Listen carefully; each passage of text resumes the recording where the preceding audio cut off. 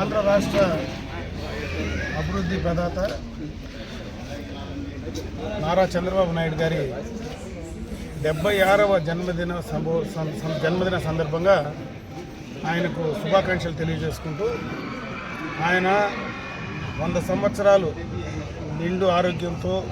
ఉండాలని చెప్పి ఆ భగవంతుని మనసారా ప్రార్థిస్తూ ఈ రాష్ట్రానికి ఆయన సేవలు ఇంకా చాలా అవసరమని భావిస్తూ ఆయన రాజకీయ జీవితంలో దాదాపు 50 సంవత్సరాల రాజకీయ జీవితంలో ఎప్పుడూ కూడా ఏనాడు కూడా అభివృద్ధి తప్ప వేరే ఆలోచించినటువంటి సందర్భం లేదు. రాజకీయాల ద్వారా సొంత పార్టీకి నష్టం కలుగుతుందని తెలిసినా